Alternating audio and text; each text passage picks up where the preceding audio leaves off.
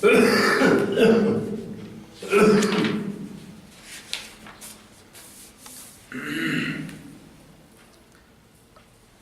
لله رب العالمين والصلاة والسلام على سيد الأنبياء والمرسلين محمد النبي الأمي وعلى آله وصحبه أجمعين. أما بعد، عن معاوية رضي الله تعالى عنه قال قال رسول الله صلى الله عليه وسلم: من يرد الله به خيرا يفقهه في الدين وإنما أنا قاسم ويعطي الله ولن يزال أمر هذه الأمة مستقيما حتى تقوم الساعة وحتى يأتي أمر الله. وعن عبد الله بن عمرو رضي الله عنهما قال قال رسول الله صلى الله عليه وسلم: قليل العلم خير من كثير العبادة وكفى بالمرء فقها إذا عبد الله وكفى بالمرء جهلا إذا أعجب برأيه.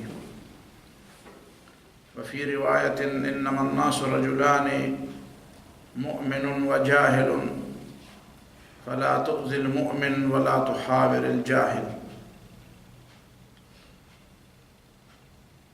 وعن أبي موسى رضي الله تعالى عنه قال قال رسول الله صلى الله عليه وسلم: مثل ما بعثني الله به من الهدى والعلم كمثل غيث أصاب أرضا فسدت وكانت منها طائفة طيبة قبلت الماء وأنبتت الكلاء والعشب الكثير وكان منها أجادب أمسكت الماء فنفع الله تعالى بها الناس فشربوا وسقوا وزرعوا.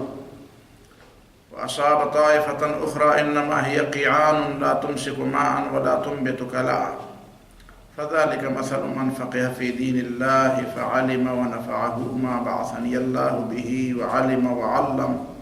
ومثل من لم يرفع بذلك رأسا ولم يقبل هدي الله الذي أرسلت به.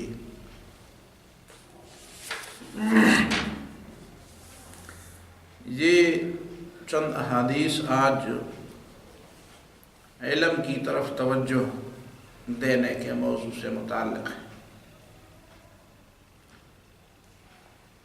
امت مسلمہ کے اندر بالعموم اور خود ہمارے اندر، ہمارے ملک کے اندر بالخصوص، علم کو حاصل کرنے کے لیے جو تڑپ، جو طلب اور جو خواہش اور جو ارمان اور تمنا ہونی چاہیے، وہ ہمارے ہاں تقریباً ناپید ہو رہا ہے. اور انتہائی افسوس سے یہ بات کہنی پڑتی ہے کہ عام مسلمانوں کو تو بہرحال ان سے کیا شکوہ، جو لوگ علم کے وارث ہیں اور علم کے داعی ہیں وہ بھی حقیقی معنوں میں علم کی طرف توجہ نہیں دیتے، اور جو کچھ تھوڑی بہت توجہ لوگ دیتے ہیں وہ بھی صرف روایتی انداز میں بس صرف اس چیز کو برقرار رکھنے کی حد تک ہے. اسے زندگی میں کارفرما قوت بنانے کے حوالے سے کوئی تصور نہیں پایا جاتا، یا بالکل ایک مدھم سا تصور.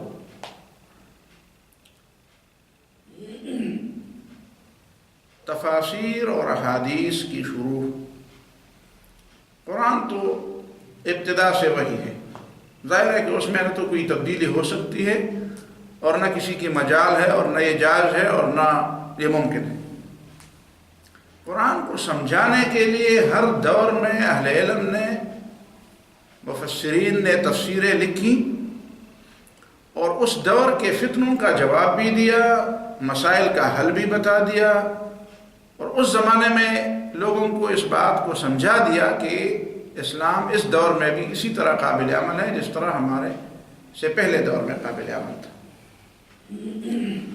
اور یہ سلسلہ چلتا رہا ہے۔ اسی طرح احادیث کی شروح ہے، ہر زمانے میں احادیث کی شروح لکھی گئی ہے، اور احادیث جو سنت رسول صلی اللہ علیہ وسلم کی تعلیمات ہیں، نبی صلی اللہ علیہ وسلم کی سنت ہے، زندگی ہے، سیرت ہے، وہی سنت، وہی سیرت، وہی رسول اللہ صلی اللہ علیہ وسلم کی زندگی وہ ہر دور میں لوگوں نے اس انداز سے مسلمانوں کے سامنے پیش کی اور غیر مسلموں کے سامنے بھی پیش کی کہ محمد رسول اللہ صلی اللہ علیہ وسلم کی تعلیمات آج بھی کل کی طرح تازہ ہیں اور اس دور کا ساتھ دے رہے ہیں، اور اس دور کے مسائل کو حل کرنے کے لیے واحد ذریعہ ہے۔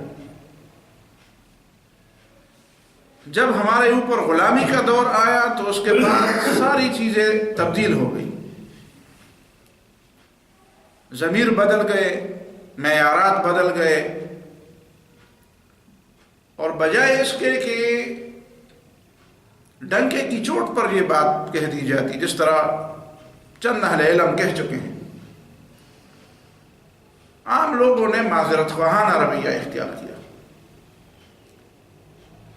جو باتیں مغرب کے نزدیک پسندیدہ نہیں تھی یا ان کے معیارات پر وہ پوری نہیں اترتی تھی، ان کے لیے مختلف قسم کے بہانے تراشے گئے، گویا کہ ان کے معیارات کو معیارات مان کر اسی پر اپنی باتیں تولنے لگے۔ حالانکہ کسی بحث کے لیے ایک شخص کی سب سے بڑی کمزوری یا اس کی تقریباً آدھی جنگ جو ہے اس کو ہارنے کے لیے یہ بات کافی ہے کہ آپ دوسرے کے بنائے ہوئے معیارات کو من وان تسلیم کر دیں۔ ظاہر ہے کہ معیارات تو اس کے ہیں، پھر جب آپ کسی اور کے معیار کو تسلیم کر دیں اور اپنے معیار کو چھوڑ دیں تو ضروری نہیں ہے کہ آپ کی ہر بات اس کے معیار پر پوری ہو۔ وہ تو آپ سے لڑ اس لیے رہا ہے اور جنگ اس لیے، بحث اس لیے کر رہا ہے کہ اس کے معیار کے مطابق تمہاری باتیں درست نہیں ہیں اور تم خود یہ تسلیم کر لو۔ دوسری غلطی اس وقت سامنے آتی ہے جب آدمی اس میدان میں لڑنا چاہے جس میدان میں دوسرا اس کو لڑانا چاہتا ہے، اور اس سے بھی آپ آدھی سے زیادہ جنگ ہار جاتے ہیں۔ طریقہ یہ ہوتا ہے کہ ہر طرف سے لڑنے والا یا بحث کرنے والا وہ یہ کوشش کرتا ہے، اس کی کوشش یہ ہوتی ہے کہ دوسرے کو اپنے میدان میں لا کر اس سے مقابلہ کرائے، اور جب ایک فریق اس بات میں کامیاب ہوتا ہے کہ وہ دوسرے فریق کو اپنے پسندیدہ میدان میں لاتا ہے تو ظاہر ہے کہ وہ تو اس کا پسندیدہ میدان ہے، اس میدان میں تو وہ واقف ہے، اس میدان میں تو وہ جانتا ہے کہ اس میدان کی کمزوریاں کیا ہیں اور اس میدان کے آداب اور وہاں پہ لڑنے کا طریقہ کار کیا ہے اور اس کی اصطلاحات کیا ہے۔ یہ مشکل پیدا ہوئی اور یہ مشکل آج تک ہم اس کا سامنا کر رہے ہیں۔ دو باتیں مزید بھی اگر ذہن میں رہیں، قرآن مجید میں اور سنت رسول میں اسلام کا یا حق کا صرف ایک پہلو نہیں بتایا گیا ہے، بلکہ اس کے مخالف فریق کا بھی باقاعدہ امانت کے ساتھ اس کے دلائل کا خلاصہ بھی قرآن میں بھی بیان ہوا ہے اور سنت میں بھی بیان ہوا ہے۔ یہ بات تو بڑی لمبی ہو جائے گی کہ اگر ہم اس بحث میں چلے جائیں کہ رسول اللہ صلی اللہ علیہ وسلم کے زمانے میں جو مشرکین تھے، جو کفار تھے، جو اسلام کے اور توحید کے مخالف تھے، وہ در حقیقت جاہلیت کے علمبردار تھے، علمبردار۔ اس کے بعد جاہلیت کے ایسے علمبردار نظر نہیں آئے۔ جاہلیت کے وہ حقیقت میں علمبردار، وہ جاہلیت پر جان قربان کرنے والے تھے، اپنا پیسہ اور اپنا سارا سب کچھ جاہلیت کے لیے خرچ کرنے والے تھے۔ آج کے دور کی جاہلیت بھی جاہلیت ہے اور بدتر جاہلیت ہے، خطرناک جاہلیت ہے۔ لیکن آج کی جاہلیت کے پیچھے مادہ پرستی، مال کی محبت، عہدوں کی محبت، وسائل پر قبضے کی محبت، یہ چیزیں اس جاہلیت کے پیچھے کار فرما ہیں۔ گویا در حقیقت یہ لوگ جاہلیت ہی کے علمبردار نہیں بلکہ نفس اور خواہش کے علمبردار ہیں اور خواہش کے بندے ہیں۔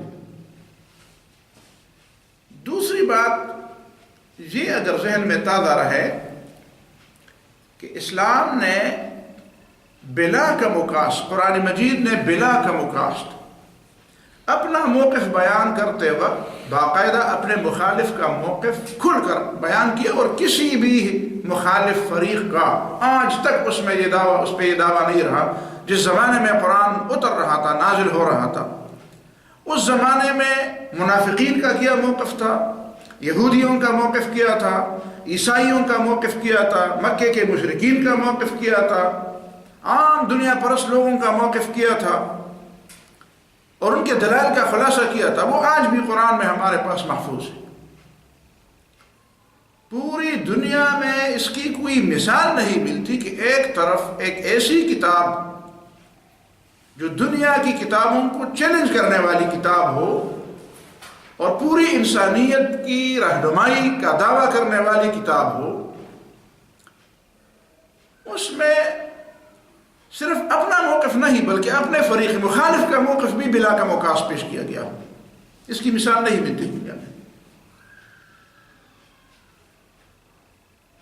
آپ حیران ہوں گے کہ اگر اس زمانے کے اسلام کے فریق مخالف کے موقف کو قرآن بیان نہ کرتا تو دنیا کے پاس کوئی ذریعہ اور کوئی وجہ نہیں کہ وہ اس زمانے کے لوگوں کے موقف کو اسی انداز میں پیش کرتا جس انداز میں قرآن نے اس کو پیش کیا ہے۔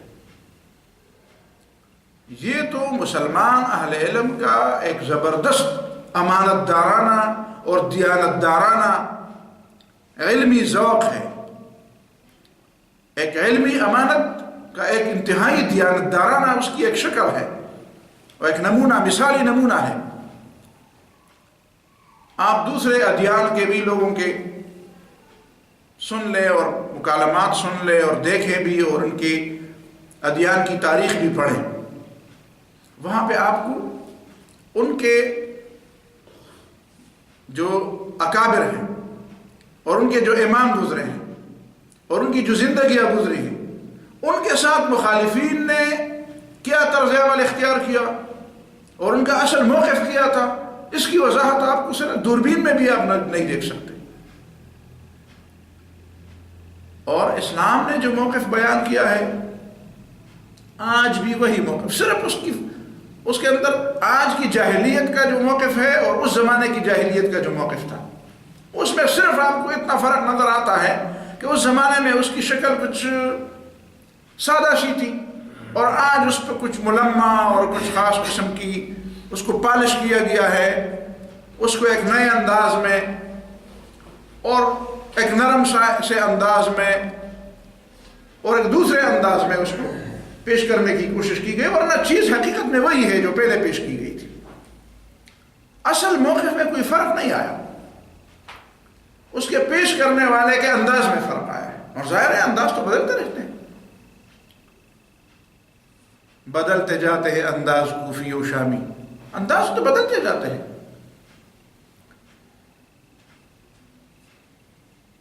اس کے بعد ایک اور بات کی طرف بھی توجہ دیتے ہیں، وہ یہ ہے کہ قرآن مجید نے جس طرح اپنے مخالف کے موقف کو بیان کیا، یہ بھی ہمیں اشارات میں بتا دیا کہ آپ اپنے مخالفین کے طرز عمل، ان کے انداز اور ان کے طریقے واردات، ان کو آپ کیسے سمجھیں گے؟ آپ رسول اللہ صلی اللہ علیہ وسلم کی سیرت پر نظر رکھیں۔ کیا رسول اللہ صلی اللہ علیہ وسلم کے زمانے میں دشمنوں کی ایسی کوئی سازش تھی کہ جس کے بارے میں رسول اللہ صلی اللہ علیہ وسلم کو پتہ نہ تھا اور بعد میں لوگ اچھا یہ تو دشمنوں نے سازش کی اور اس سازش کا ہمیں پہلے بس ہم سازش کے شکار ہو گئے، ہمیں تو پتہ نہیں تھا؟ ایسی کوئی بات سوائے ایک معاملے کے مجھے نظر نہیں آتی۔ وہ معاملہ کیا ہے؟ آپ دیکھیں پوری اسلامی تاریخ کو، پوری سیرت اور سنت پر ایک نظر دوڑائیں، غزوہ احد میں جس میدان میں لوگوں نے لڑنا تھا اس میدان میں انہوں نے کھڑے کھودے تھے اور ان کے اوپر کچھ چیزیں وغیرہ اس طرح کی ان کو کیموفلاج کیا تھا کہ کسی کو نظر نہ آئے. صرف یہ ایک بات، اس کے علاوہ تو مجھے نظر نہیں آتا کہ قرآن تو ہمیں یہی بتاتا ہے کہ منافقین تک کے دلوں کی باتیں، ان کی مجلسوں کی باتیں. وَإِذَا لَقُوكُمْ قَالُوا آمَنَّا وَإِذَا خَلَوْا إِلَىٰ شَيَاطِينِهِمْ قَالُوا إِنَّا مَعَكُمْ. یہ بات کہاں سے لکھی ہوئی؟ اللہ تعالیٰ نے بتا دی ہمیں. تو اس زمانے میں تو پیغمبر کے ذریعے آپ بتائی گئی، تو اس کا کیا مطلب ہے کہ آپ بھی اس کا انتظار کریں کوئی وحی آ جائے گی کہ وہاں کیا سازش ہو رہی ہے؟ آپ بھی اس انتظار میں بیٹھے کہ آپ پر بھی وحی آئے گی کہ آج کل منافق کیا سوچ رہے ہیں اور آپ تمہارے دشمن کیا سوچ رہے ہیں. یہ تمہارے کرنے کا کام ہے، یہ تمہارے کرنے کا کام ہے. کیا سیرت رسول صلی اللہ علیہ وسلم میں اس کی بے شمار مثالیں نہیں ملتی کہ صرف یہ بات نہیں کہ اپنی بات کو سمجھنے کی کوشش کرو، یہ بات بھی یاد رکھو کہ دوسرے کی بات کو بھی سمجھنے، دوسرے کے بارے میں بھی سمجھو کہ وہ کیا سوچ رہے ہیں، وہ کیا کر رہے ہیں. آج اہل علم اس کی طرف بہت کم توجہ دیتے ہیں. اگر آپ کہہ بھی دے تو وہ کہیں گے کہ یار ہم کیا کریں، جو کر سکتے ہیں وہ بھی نہیں کر سکتے، جو کر سکتے ہیں وہ بھی نہیں کرنا چاہتے. تو میں سمجھتا ہوں قرآن نے صاحب بتا دیا وَلِتَسْتَبِينَ سَبِيلُ الْمُجْرِمِينَ. کیا سبیل المؤمنین کی وضاحت ہی کے لیے ہے اسلام؟ نہیں، اسلام صرف اس لیے آیا ہے کہ آپ کو سبیل المؤمنین اور ایمان کا راستہ دکھائے. عام لوگوں کے ذہن میں تو یہ ہے کہ بس پیغمبر اور اسلام اور قرآن تو اسی لیے آیا ہے کہ بس صرف ایمان کا راستہ دکھائے. قرآن نے تو یہ بھی فرمایا کہ وَلِتَسْتَبِينَ سَبِيلُ الْمُجْرِمِينَ، مجرموں کا راستہ بھی واضح ہو جائے. وَهَدَيْنَاهُ النَّجْدَيْنِ، ہم نے تو دونوں راستے دکھا دیے، ہم نے تو دونوں راستے بتا دیے کہ ایک راستہ یہ ہے جو اللہ کی طرف جاتا ہے، اسلام کی طرف، جنت کی طرف جاتا ہے، اللہ کی رضا کی طرف جاتا ہے. دوسرا راستہ یہ جو شیطان کی طرف جاتا ہے، جہنم کی طرف جاتا ہے. پھر یہ نہ کہوں کہ ہمیں نہیں معلوم تھا. سورہ فاتحہ میں کتنی تفصیل کے ساتھ یہ بات بتائی گئی ہے کہ صراط الذین انعمت علیہم کے لیے ایک جملہ بتایا گیا ہے اور جو منعم علیہم کے مخالف ہیں ان کے لیے دو جملے بتائے گئے ہیں، غیر المغضوب علیہم ولا الضالین. اس سے زیادہ کیا چاہتے ہیں لوگ؟ کہ کیا اسلام صرف ایک یکرخا دین ہے؟ اسلام یکرخا دین نہیں ہے. اسلام آپ کو دونوں رخ بتاتا ہے اور آپ کو حق دیتا ہے کہ آپ سوچو. ثم تتفکروا ان تقوموا للہ مثنی و فرادا، اللہ کو حاضر ناظر جان کر کھڑے ہو جاؤ. مثنی و فرادا، دو دو بھی کھڑے رہو، الگ الگ بھی کھڑے رہو. ثم تتفکروا، اور پھر سوچو. ما بصاحبکم من جنہ، کیا تمہارا یہ ساتھی مجنون ہے، کوئی دیوانہ ہے اس کو؟ قرآن نے تو لوگوں کو اور ان کی صلاحیتوں کو ابھار ابھار کر کہ دیکھو اس جانب بھی سوچو اور یہ بھی سوچو. قرآن نے کتنی دفعہ بتا دیا. یہ بالکل 20ویں پارے کی ابتدائی آیات، اللہ خیر عما یشرکون امن خلق السماوات والارض، اور پھر آگے الہ مع اللہ، الہ مع اللہ. یہ باتیں سوچو، یہ کس کے کرنے کے کام ہے؟ تو منافقین کی، دشمنوں کی اور رسول اللہ صلی اللہ علیہ وسلم نے اس کے لیے لوگ بھی مقرر فرمائے، لوگ بھی مقرر فرمائے. جا کر معلوم کر لو. حضرت حذیفہ رضی اللہ تعالیٰ عنہ جو غزوہ احزاب کے موقع پر جاتے ہیں اور کہتے ہیں سردی تھی، ایسی سردی تھی، اور اس سردی میں ایسا جا رہا تھا جیسے میں کسی گرم تالاب میں ہوں، ایسا میرا پسینہ چھوٹ رہا تھا. اور یہ تو بالکل ایک سر کا ایک سودا تھا. سوال نہیں پیدا ہوتا کہ آدمی یہ تصور کر لے کہ میں واپس آ جاؤں. کیسے واپس آ سکتا ہوں؟ خون کے پیاسوں کے کیمپ میں جا کر ان کی خبریں لانا یہ کوئی معمولی کام ہے. اور وہاں پہ اپنے اعصاب کو وہ کس طرح برقرار رکھتا ہے، اس پہ قابو کیسے رکھتا ہے، اور کیسے وہاں کی خبر لاتا ہے، اور کیسے پھر وہاں پہ ایک انتہائی خطرناک موقع پر جب ابو سفیان اعلان کرتے کوئی شخص چھپا ہوا ہے یہاں پہ، کوئی شخص آیا ہے، مجھے گمان ہے یہاں کوئی ہے، اور بجائے اس کے کوئی اس سے پوچھے فوراً یہ اپنے ساتھی کا ہاتھ پکڑ کہتے کون ہو تم؟ اور وہ کہتے میرے پاس تو یہ فلان بیٹھا ہوا ہے. اسے یہ موقع ہی نہیں دیتا کہ تم کیوں ہو جو تمہارے پاس بیٹھے ہوا ہے یہ فلان. یہ معمولی آسان کی بات نہیں ہے. تو یہ رسول اللہ صلی اللہ علیہ وسلم نے مختلف اندازوں میں، اور قرآن نے ہمیں یہ چیزیں بتا دی. تو آج کے درس کو آپ اس معنی میں لیں کہ ایک تو ہمارا علمی ذوق انتہائی درجہ نہ ہونے کے برابر ہو گیا ہے.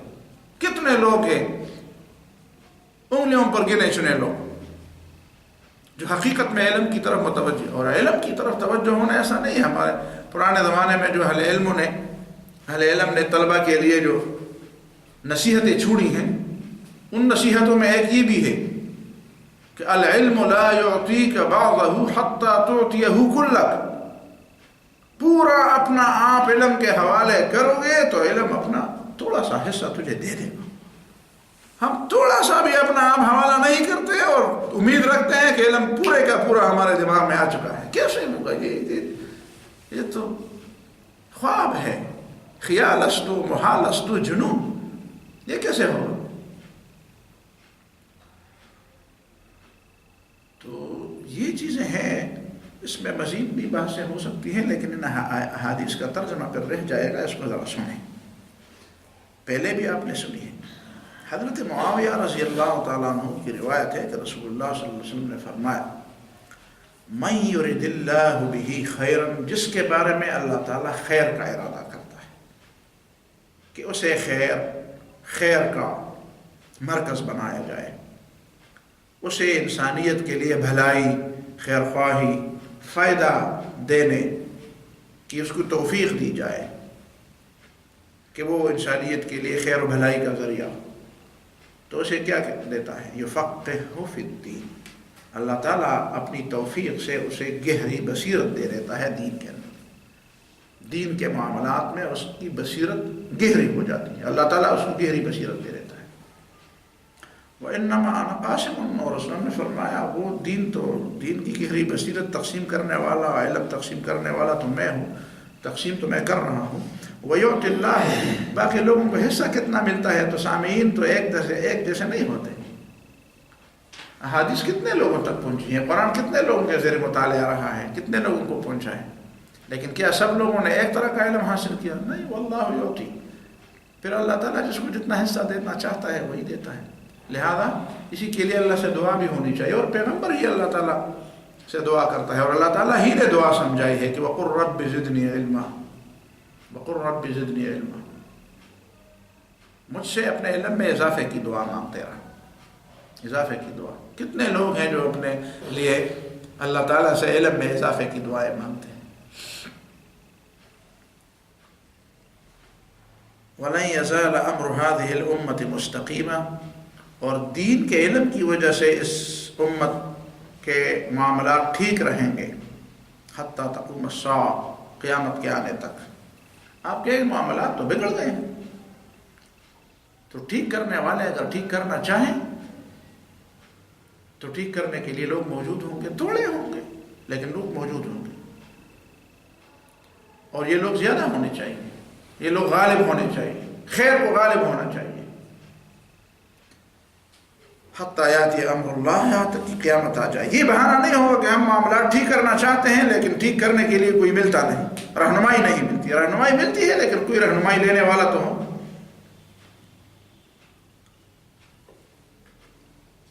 طبرانی کی روایت ہے عبداللہ ابن عمرو ابن عاص رضی اللہ تعالیٰ عنہما کی کہ رسول اللہ صلی اللہ علیہ وسلم نے فرمایا قلیل العلم خیر من کثیر العبادہ. لوگ ثواب کی نیت سے درس سنتے ہیں، بھائی ثواب تو مل جائے گا. قرآن بھی سنتے ہیں ثواب کی نیت سے سنتے ہیں، حدیث بھی سنتے ہیں تو ثواب کی نیت سے. ہم یہ نہیں کہتے کہ ثواب کی نیت سے نہ سنو، لیکن سمجھ کی نیت سے سنو. سمجھ کی نیت کرنا ثواب نہیں ہے. اس میں میرے خیال میں لوگ کیا سمجھتے ہیں کہ صرف ثواب صرف سننا ہے اور سمجھنا گناہ ہے. سمجھنے کے لیے لوگ نہیں بیٹھتے. من یرد اللہ بہ خیرا تو پڑھ لیا. قلیل الفقہ خیر من کثیر العبادہ. دین کی تھوڑی سی بھی بصیرت ہو، لیکن بصیرت ہو، گہری بصیرت ہو، وہ علم کے باوجود عمل کرنے سے بہتر ہے، زیادہ عبادات کرنے، چاہے علم کے ساتھ ہو۔ بغیر علم کے عبادت تو صرف عبادت ہو نہیں ہی نہیں۔ ابھی پشتو کے اشعار کی بات ہو رہی تھی، دا چ بے علم شی خکڑی دل دغ کفر بست، اس سے زیادہ بات کون سی ہے؟ اس کا تو مطلب یہ ہے کہ اگر دین کے حوالے سے کسی زبان میں کوئی چیز ہے تو یہ جھنڈا تو ہمیں ملنا چاہیے۔ دا چ بے علم شی خکڑی دل دغ کفر بست، صرف گناہ نہیں، کفر۔ بغیر علم کے کیسے عبادت کرو گے؟ میں نے اپنے والد مرحوم سے ایک قصہ سنا تھا، کہتے ہیں 2 بھائی تھے، تو ایک علم کے حصول میں لگا رہا اور دوسرا بزرگ بن گیا، شیخ بن گیا۔ تو کہتے ہیں کئی سالوں بعد دونوں کی ملاقات ہو گئی، تو جو شیخ تھا اس نے اس عالم سے پوچھا، علم کے پیچھے لگے رہے ہو، کتنے گناہ کیے ہوں گے تجھے پتہ نہیں؟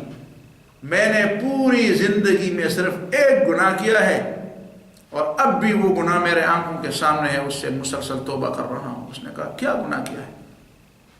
اس نے کہا میں سجدے میں تھا اور ایک چوہا جو ہے وہ میرے سجدے کی حالت میں میری توجہ برباد کر رہا تھا، اچانک میں نے اس کے اوپر وار کیا اور اس کو مارا، پھر مجھے پتہ چلا کہ اوہ یہ تو میں نے گناہ کیا۔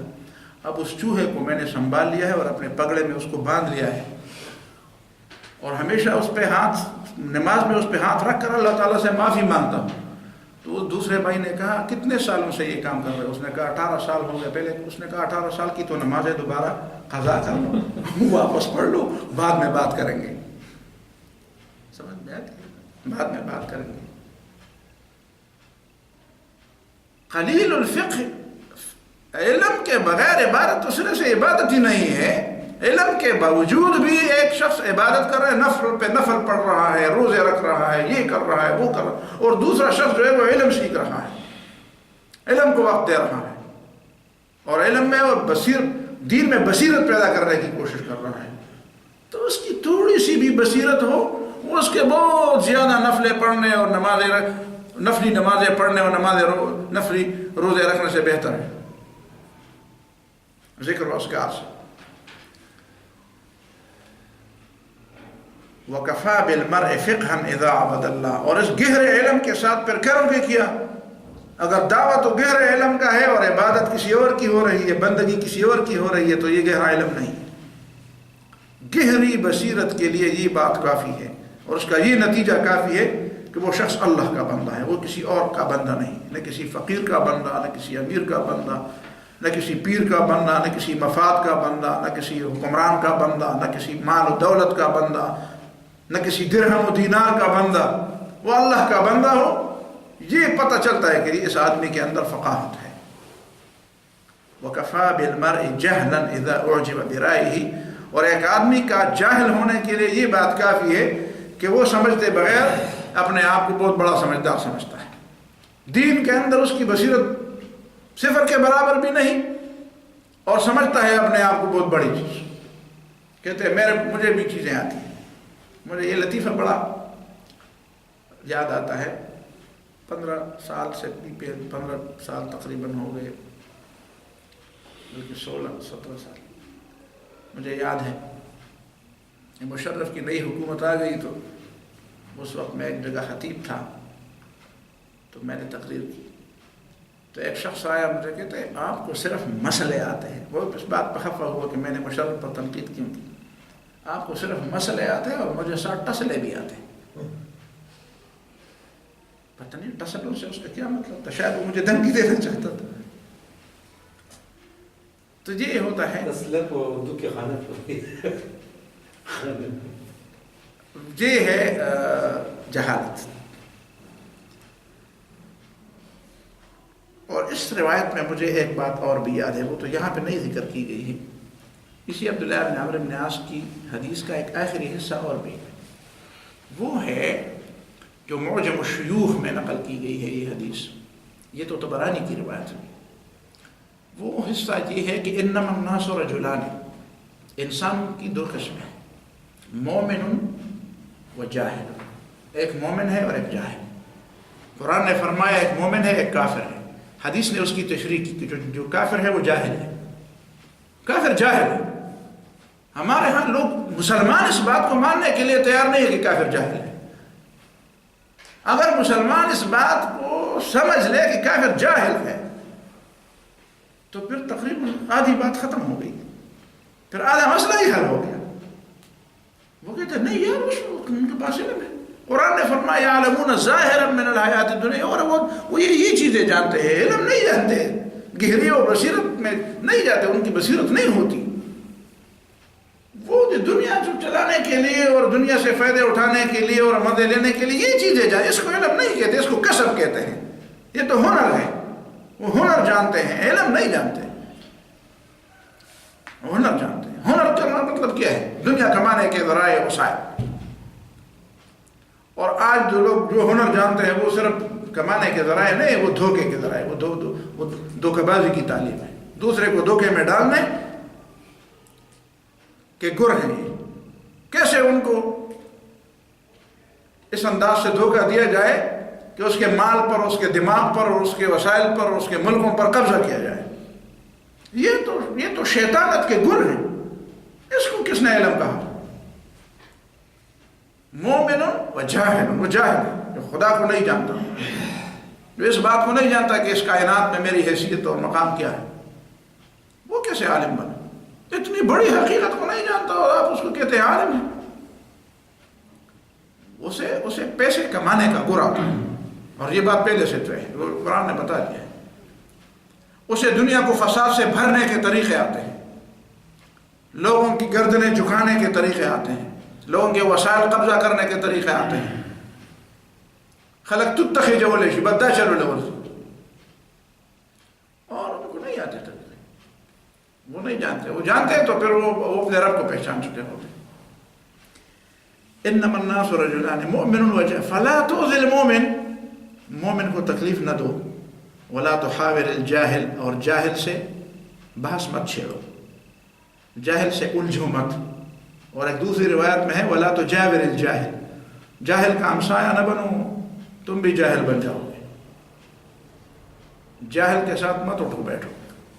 سمجھانے کے لیے اس کو سمجھاؤ، لیکن اس کو دوست نہ بناؤ. اس کا سایہ تم پر پڑے گا. سورہ بے دباندی مشی، تم بھی اس جیسے بنو گے. جی بات. تیسری حدیث ابو موسیٰ اشعری رضی اللہ تعالیٰ عنہ کی، قال رسول اللہ صلی اللہ علیہ وسلم مثل ما بعثنی اللہ بہ من الہدی والعلم، مجھے اللہ تعالیٰ نے جو علم اور ہدایت دے کر بھیجا ہے، کمثل غیث، اس کی مثال بارش کی. اصاب ارضا فسدت، جو ایسی زمین پر بارش برسے جو قحط زدہ ہو اور خشک سالی اس پہ آ گئی ہو، خشک زمین ہو. وَكَانَتْ مِنْهَا طَائِفَةٌ طَيِّبَةٌ، اور اس میں کچھ حصے ایسے ہوں جو میٹھی زمین ہو، شورا نہ ہو، شورا برباد زمین نہ ہو، پتھریلی نہ ہو، میٹھی زمین ہو، خگزم کا خگا. قبلت الماء، تو بارش کے بعد وہ پانی کو چوس لیتی ہے، پانی کو جذب کر لیتی ہے. وَأَنبَتَتِ الْكَلَأَ، اور وہ سبزے کو اگاتی ہے، سبزہ اگاتی ہے، اس میں سے سبزہ اگتا ہے. والعشب الکثیر، اور کئی قسم کی گیاہیں اور چارہ اس میں سے اگتا ہے، فصلیں اس میں اگتی ہیں. وَكَانَ مِنْهَا أَجَادِبُ، اور کچھ زمین ایسی سنگری اور خشک ہوتی ہے اور ایسی ہوتی ہے کہ اس میں فصل نہیں ہوتی، بنجر اس میں فصل نہیں ہوتی. لیکن امسکت الماء، وہ پانی کو جذب کر دیتی ہے.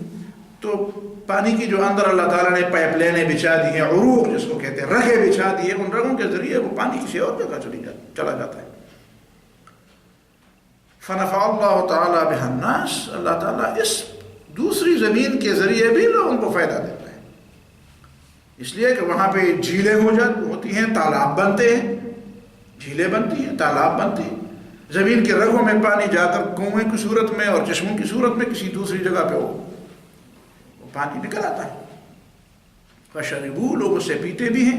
وسقوا، اور اپنے جانوروں کو بھی پلاتے ہیں، وزرعوا اور اپنے کھیتوں کو بھی سیراب کرتے ہیں، پینے کا، پلانے کا اور زراعت کا سب کام اس سے لیتے ہیں۔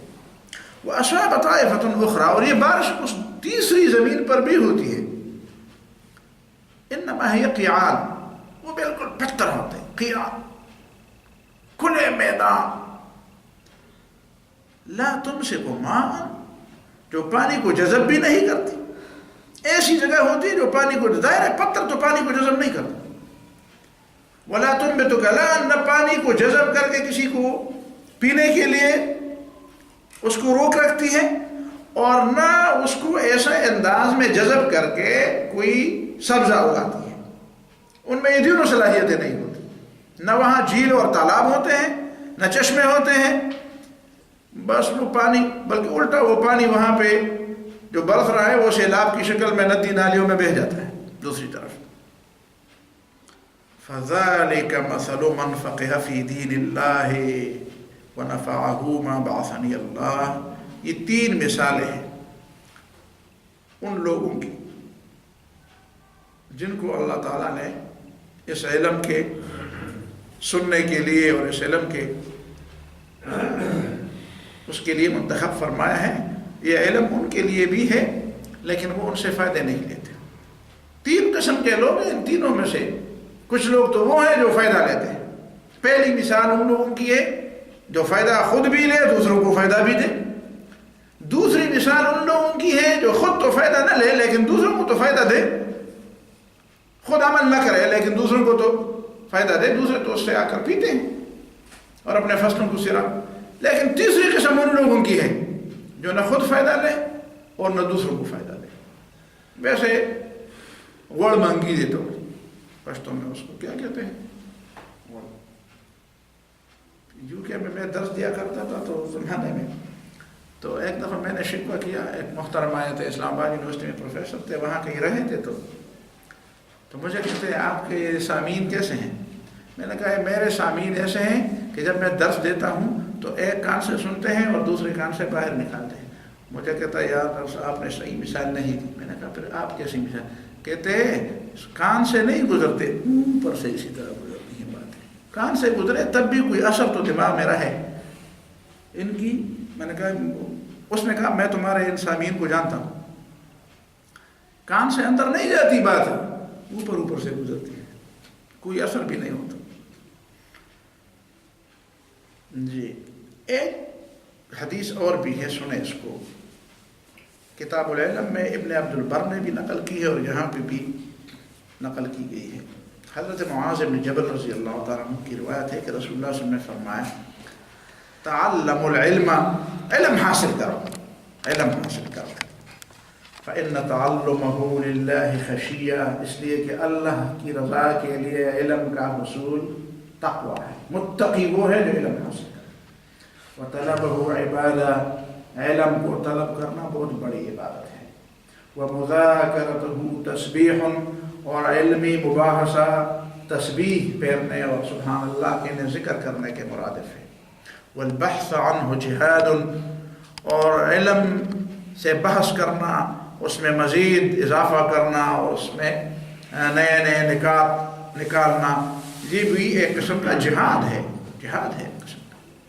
وَتَعْلِيمَهُ لِمَنْ لَا يَعْلَمُهُ صَدَقَةٌ، اور دوسرے کو اس کا سمجھانا صدقہ ہے، صدقہ ہے۔ وَبَذْلَهُ لِأَهْلِهِ قُرْبَةٌ، اور جو علم کے اہل ہیں ان کے سامنے اس کا علم کا پھیلانا اور علم کو سمجھانا ان کو، یہ کیا ہے؟ قربۃ، اللہ تعالیٰ کے قرب کا ذریعہ ہے، اللہ تعالیٰ کے قرب کا ذریعہ ہے۔ لأنه معالم الحلال والحرام، علم وہ پہاڑ ہیں، وہ منارے ہیں، مینار ہیں، جیسے حرام و حلال کا پتہ چلتا ہے۔ مینار اس لیے مینار کہتے ہیں کہ اس اوپر روشنی ہوتی تھی، پتہ چل جاتا تھا کہ کون سا کہاں راستہ ہے اور کہاں نہیں ہے، کہاں جنگل ہے اور کہاں آبادی۔ ومنار سبل اہل الجنہ، اور جنت کی طرف جو راستے جاتے ہیں یہ اس کے لیے مینار بنائے گئے ہیں، یہ علم۔ وہوا انیس فی الوحشہ، جب آپ کو ڈر لگے تو یہ آپ کو انس اور محبت دے کہ ڈر مت، علم آپ کو محبت دے گی۔ والصاحب فی الغربہ، آپ مسافر ہوں تو یہ آپ کا ساتھی ہے. سفر میں آدمی اکیلے ہوتے ہیں، علم آپ کو اکیلے نہیں رہنے دیتا. والمحدث فی الخلوہ، آپ اکیلے ہوں تو آپ کے ساتھ باتیں کرے گا. آپ مسافر ہوں تو آپ کا ساتھی ہے. والدلیل علی السراء والضراء، خوشی میں بھی اور غمی میں بھی آپ کو علم سے پتہ چلے گا کہ اس کا مقصد کیا ہے، یہ خوشی کیا ہے اور یہ غم کیا ہے. آپ اس کو حقیقت کے اندر دیکھیں گے. والسلاح علی الاعداء، اور دشمن کے خلاف یہ تمہارے پاس اسلحہ ہے. والزین عند الاخلاء، دوستوں کی مجلس میں یہ تمہاری زینت ہے.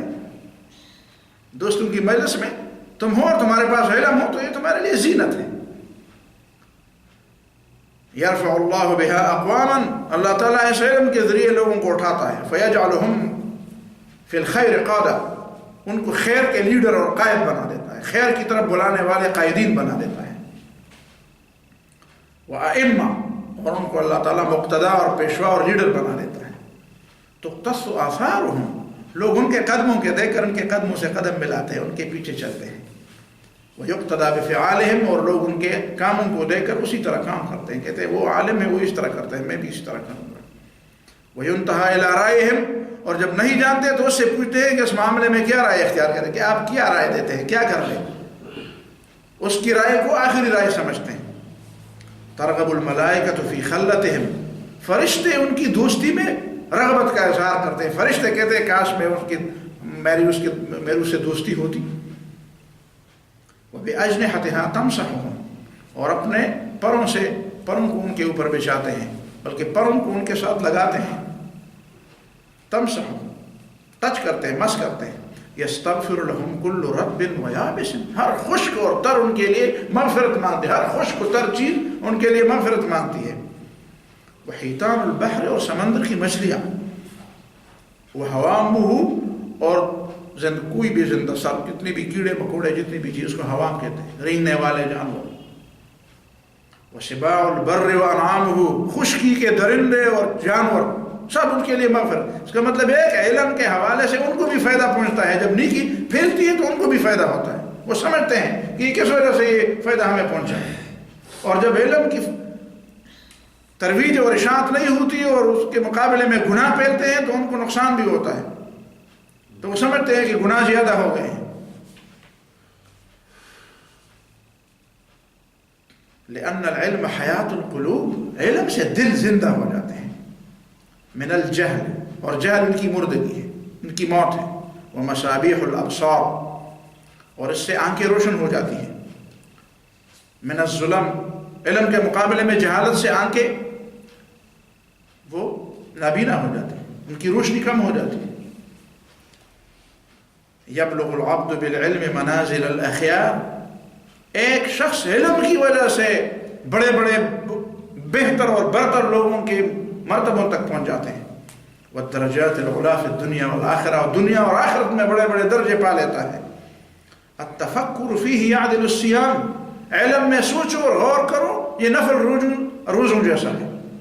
نفل روزوں، آپ کو معلوم ہو سکے گا جب لوگ اس علم کہ جب آپ کسی علم کے مشغلے میں ہوں گے اور آپ کو بھوک بھی لگی ہو اور آپ کے لیے کھانا لایا بھی جائے تو کھانا انسان کے دماغ پر بوجھ ہوتا ہے. مجھے یہ محسوس ہوتا ہے، ایک بار نہیں 1000 بار مجھے یہ محسوس ہوا ہے کہ ٹھیک ہے پیٹ تو چاہتا ہے کہ کھانا ملے، لیکن جب میں کسی مطالعے میں غرق ہوں اور باوجود اس کے کہ میں مطالبہ بھی ہوں، میرا مطالبہ بھی ہو کہ کھانا لایا جائے، تو کھانا کھاتے ہوئے بھی میرے اوپر بوجھ ہوتا ہے کہ یہ میں نہ ہو تو میں، اور یہ مطالبہ ہی نہ ہوتا میرا تو اچھا ہوتا.